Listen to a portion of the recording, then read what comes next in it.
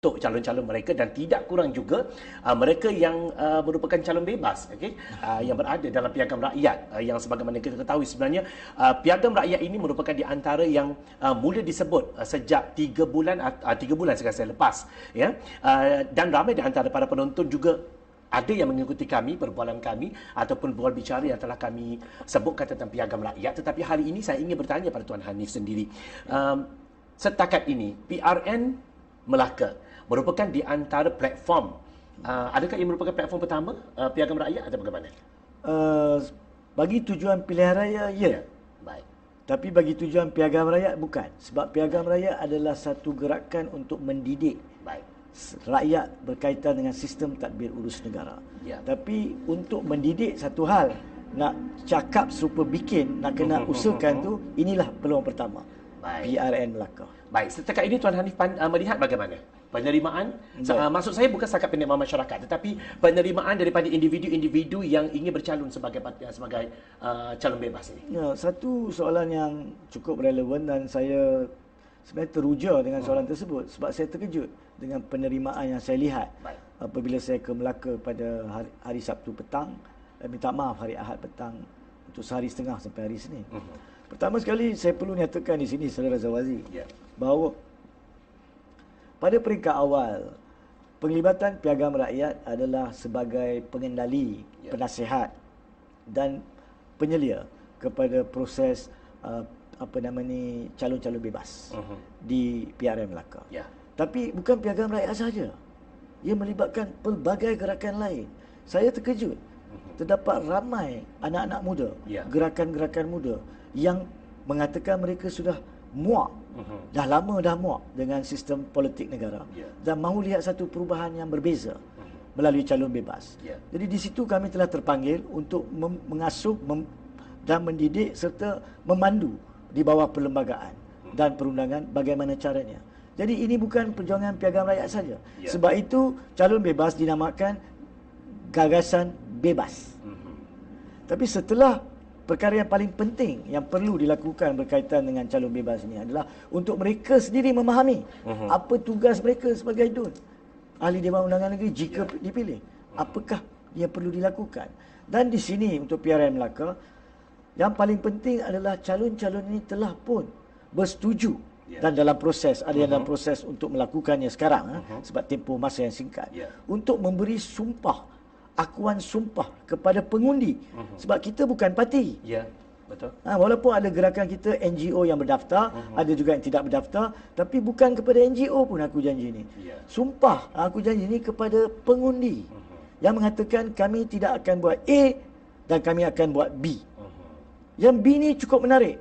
Saya nak kena sentuh ni. Sebab yang B ni banyak kita dengar tentang lompat parti, lompat parti. Pujukan. Dan ramai pula ahli politik yang bising patut ada akta lompat parti.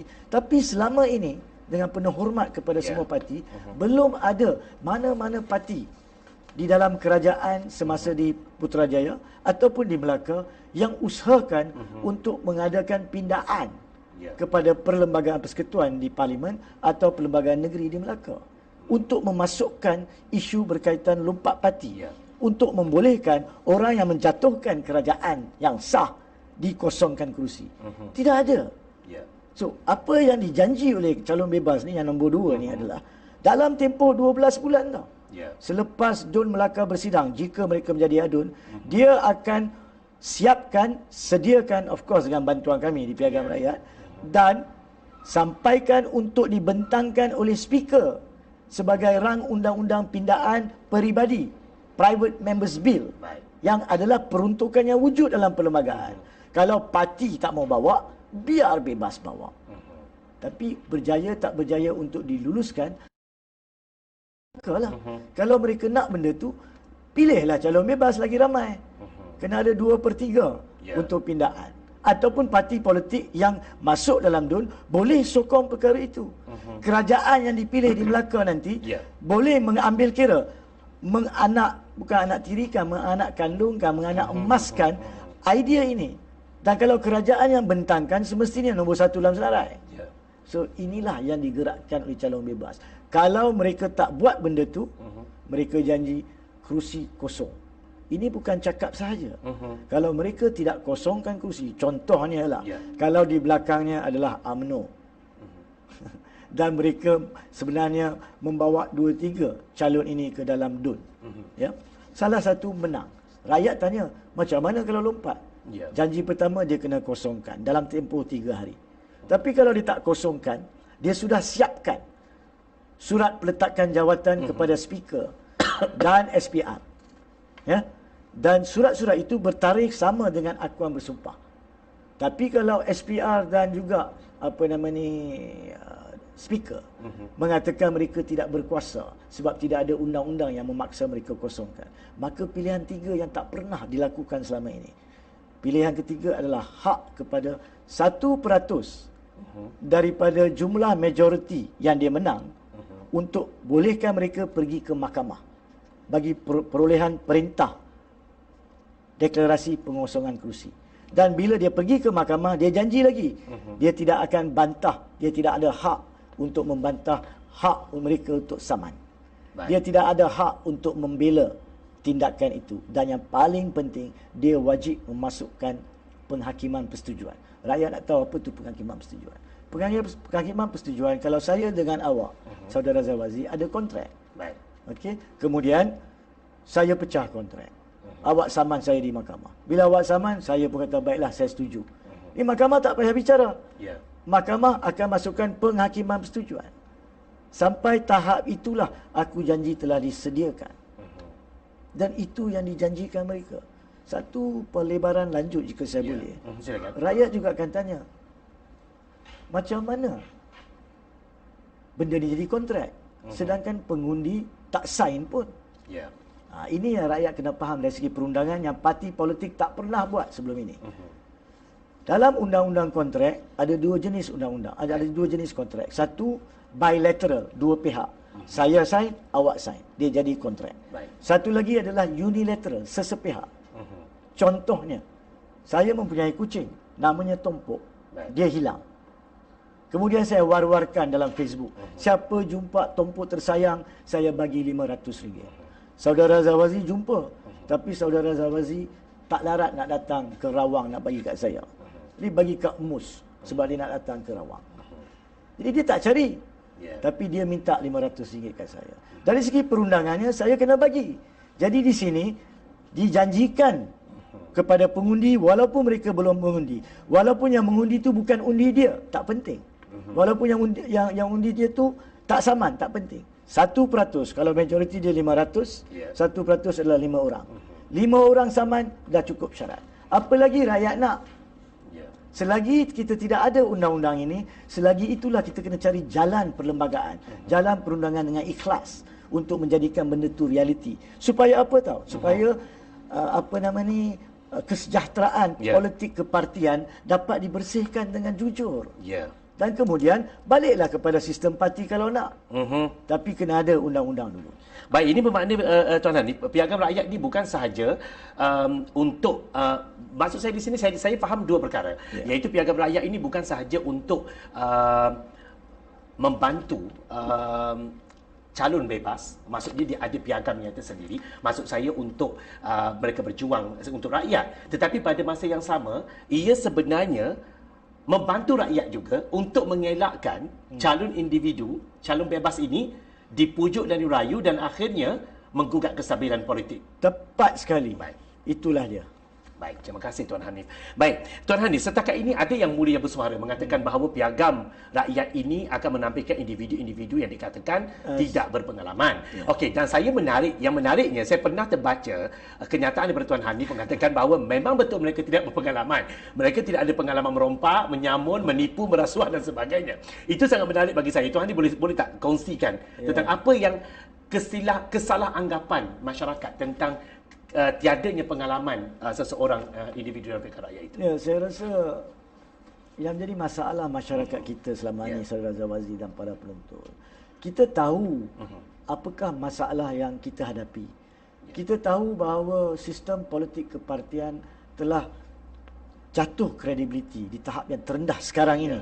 Bukan tidak boleh dibaik pulih, tapi sekarang ini kita dah hilang kepercayaan dengan sistem politik. Tapi pada masa yang sama, bila datangnya pilihan raya, kita akan tanya, dia ada pengalaman tak? Adakah perkara itu relevan? Ya. Itu persoalannya. Kalau kita nak perubahan, maka kita kena berubah. Betul. Kenapa kita masih cari orang yang berpengalaman, sedangkan orang-orang yang berpengalaman yang datangnya daripada parti mempunyai pengalaman jahat, pengalaman rasuah, pengalaman khianat, pengalaman lompat, pengalaman tipu. Kenapa kita nak pengalaman-pengalaman ni? Kenapa kalau kita nak perubahan, kita sanggup berani? Ini ada calon-calon bebas yang berani. Beri aku janji. Nombor satu kesemua mereka setakat saya tahu, deposit adalah urusan mereka sendiri. Duit mereka sendiri, sama ada mereka pinjam daripada sahabat atau saudara atau secara ikhlas orang bagi kat dia orang, itu saya tidak mau tahu. Piagam rakyat dan gerakan-gerakan lain tidak ambil tahu. Tapi mereka usaha sendiri. Masa dia orang, kedudukan dia orang. Apa lagi rakyat nak kalau itu bukan ikhlas? Kan? Jika pun ada orang salah di belakang mereka, contohnya macam saya kata, kalau ada iblis atau syaitan yang menjadi sponsor mereka, tapi dengan aku janji ini, iblis dan syaitan pun tak kantoi, tak boleh buat apa. Sebab kalau iblis dan syaitan nak mereka lompat ke parti iblis dan syaitan pun, kerusi itu akan dikosongkan oleh pengundi melalui kami. Yang itu adalah janji piagam rakyat kepada pengundi. Kami akan heret calon yang memungkiri aku janji itu ke mahkamah sampai ke tahap mahkamah persekutuan, insya-Allah. Baik. Tuan Hani bercakap tentang sponsor, okey? Sponsor individu tertentu kalau sekiranya ada. Saya tertarik dengan satu kenyataan yang dikeluarkan oleh negarawan kita, Tun M, yang mengatakan, dan saya ada juga cover berita tentang itu, bagaimana Tun M membuatkan kenyataan bahawa calon-calon bebas yang berada di Melaka tiada kena-mengena dengan Parti Perjuangan yang diasaskan beliau. Di situ juga ada kelihatan seolah-olah ada pihak-pihak tertentu yang cuba untuk menggunakan nama Tun Mahathir untuk meraih kebencian ataupun juga meraih undi mereka untuk memastikan mereka terus berada dalam kerajaan dan sebagainya. Tetapi pada masa yang sama, saya melihat itu merupakan satu yang tidak adil kepada Tun M sendiri. Dan Tuan Hanif sendiri, saya ada juga terlihat satu video tentang komen Tuan Hanif, kenyataan yang dikeluarkan oleh bekas Perdana Menteri Datuk Seri Najib Tun Razak baru sekejap. Saya baca tentang itu. Tuan Hanif mungkin komen secara ringkas tentang itu?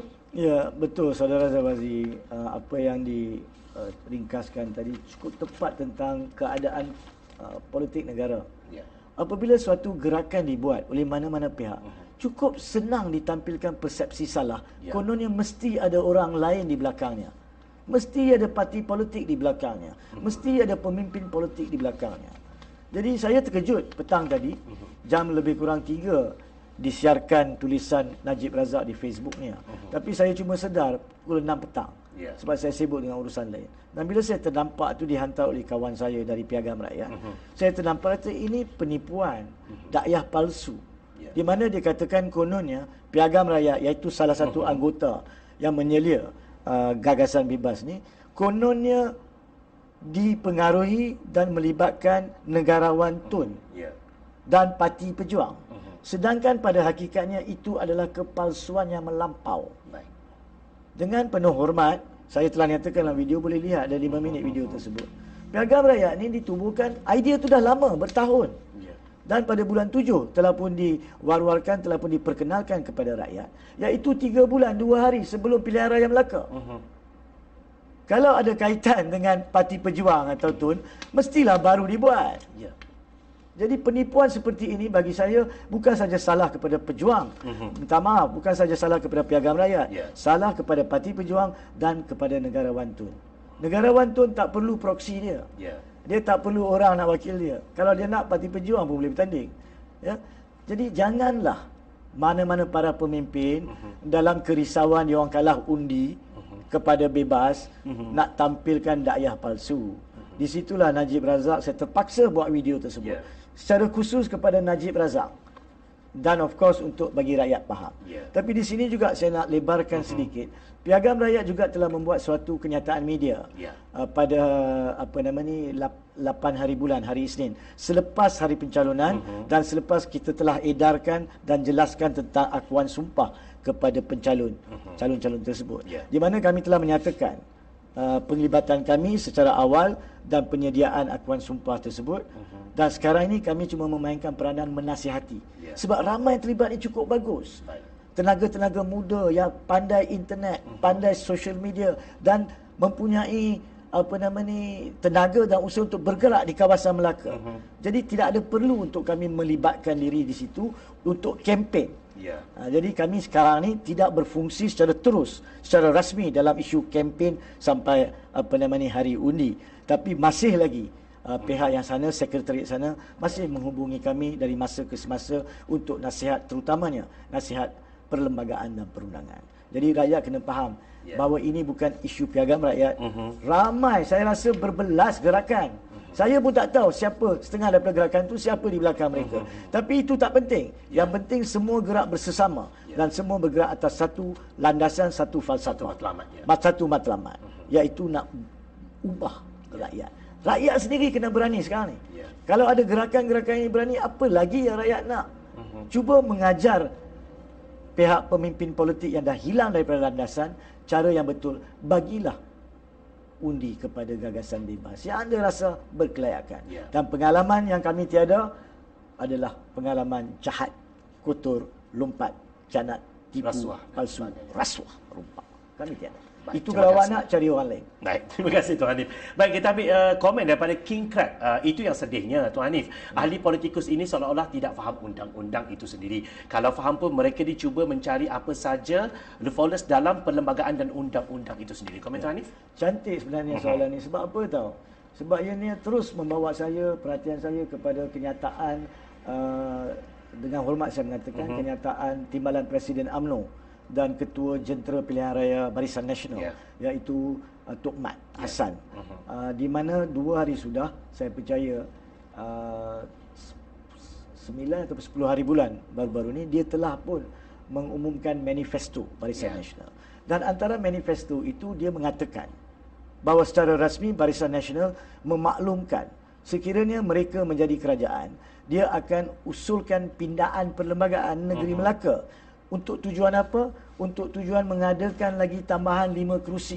28 jadi 33. Tapi bukan untuk pilihan raya. Bukan untuk dipilih rakyat. Untuk dilantik. Satu perkara yang cukup tepat dengan soalan King Crab. Apa yang mereka buat, memang kalau perkara itu nak buat, boleh dibuat dari segi perlembagaan, tidak salah. Boleh dibuat dari segi perundangan. Tapi adakah itu demokrasi? Bukankah itu hipokrisi Barisan Nasional? Kita tahu orang duk lompat parti. Selesaikanlah masalah lompat parti dengan undang-undang lompat parti. Kenapa awak nak ubah DUN Negeri Melaka jadi GLC? Kenapa awak nak jadikan lantikan politik di dalam Dewan Undangan Negeri? Dia mengatakan kononnya dia nak tambah peluang untuk orang muda, NGO masuk dalam Dewan Undangan Negeri. Kalau itu hakikat benar, kalau itu kenyataan betul niat Barisan Nasional, kenapakah Barisan Nasional tidak memberi tiket pencalonan kepada orang muda dan NGO? Kenapa nak tipu rakyat? Dan adakah rakyat masih nak penipuan ini? Jadi sendiri mau tahu bahawa apa yang dinyatakan oleh Barisan Nasional berkaitan perkara itu secara khusus adalah satu lagi dakwah palsu yang saya sebagai rakyat Malaysia tidak boleh terima. Saya telah membuat komen saya, ada dalam Facebook saya, boleh baca. Satu posting sebelum video berkaitan Najib Razak. Baik, saya juga terperanjat sebenarnya Tuan Hanif membaca kenyataan yang dikeluarkan yang mengatakan lantikan 5 orang untuk lantikan politik dan sebagainya. Sedangkan kita lihat rakyat di Melaka pun tak sampai 1 juta orang berbanding dengan Pulau Pinang. Pengundinya 500,000 saja. Rakyat keseluruhan 972,000 lebih kurang. Jadi saya rasa itu tidak wajar dan ia sebenarnya bukan setakat demokrasi itu dimandulkan begitu, tetapi juga tentang, ini pendapat saya Tuan Hanif, tentang spend yang patut diberikan oleh duit rakyat untuk membayar gaji mereka. Kalau tempoh 5 tahun, 5 tahun untuk membayar mereka. Baik Tuan Hanif. Satu lagi untuk soalan tu, untuk pengetahuan rakyat. Terdapat peruntukan dalam perlembagaan. Sekiranya negeri Melaka tu 28 kursi tak cukup, nak ditambah, itu memang tugas SPR. Persepadanan semula. Persepadanan semula, menambah kursi bukan saja di Melaka, di mana-mana negeri. Jadi kenapakah cara perlembagaan di mana SPR ada setiap 8 tahun dia semak semula, tidak diserahkan kepada SPR yang neutral?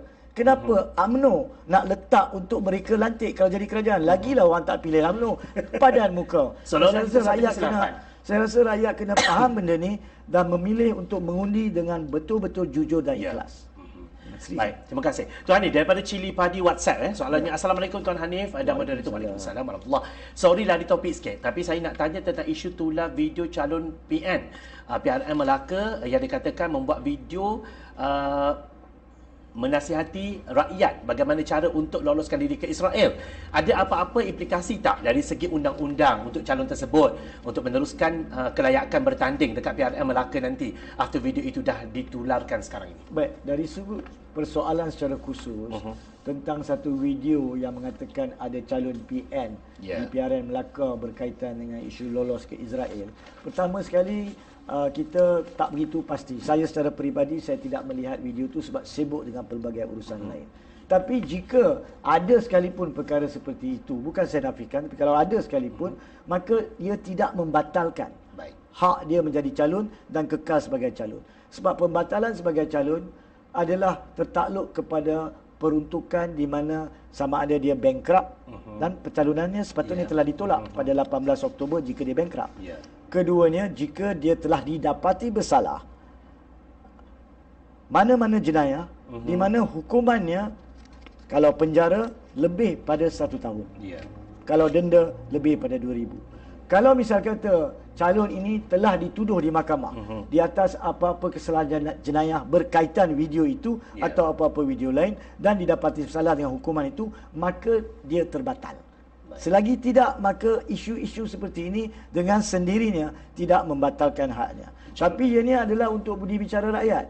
Itu isu politik, itu isu kemasyarakatan, isu fahaman dan falsafah masing-masing untuk menilai sama ada perkara itu akan membantu undi dia atau tidak. Tapi bukannya untuk membatalkan pencalonan. Baik. Dan saya difahamkan Tuan Hanif, hari ini berita terkini beliau, calon ini telah membuat permohonan maaf atas keterlanjuran membuat video berkenaan dan beliau juga mengatakan bahawa beliau tidak berniat untuk menyentuh sensitiviti rakyat Malaysia dan juga sensitiviti umat Islam. Simpang pasal minta maaf ni kan, ada dua perkara lain lah. Baik, silakan. Saya rasa ada satu video yang saya ternampak ataupun satu tulisan ternampak tentang seorang YB Parlimen Kulai, saya rasa DAP yang telah menggunakan perkataan lahabau Melaka tanpa sebenarnya memahami kandungan dan maksud perkataan lahabau yang saya selalu lawak sebagai lahabau the kerbau. Jadi dia kemudiannya minta maaf sebab tak faham. Bagi saya lah, soal minta maaf ni satu hal, baik dia minta maaf, tapi dia menunjukkan betapa rendah fahaman bahasa Melayu, iaitu bahasa kebangsaan di bawah perlembagaan perkara 152. Dan menyentuh perkara itu bersampingan dengan isu ni, ada juga satu video yang tertular seorang calon Barisan Nasional, saya percaya tak silap saya, sama ada MCA ataupun mungkin Perikatan Nasional Gerakan. Kalau saya silap, saya minta maaf kepada calon Gerakan ataupun MCA. Tapi salah satu calon ini tidak langsung beberapa soalan, dua soalan, tidak memahami bahasa Melayu dan terpaksa diterjemahkan dalam bahasa Cina.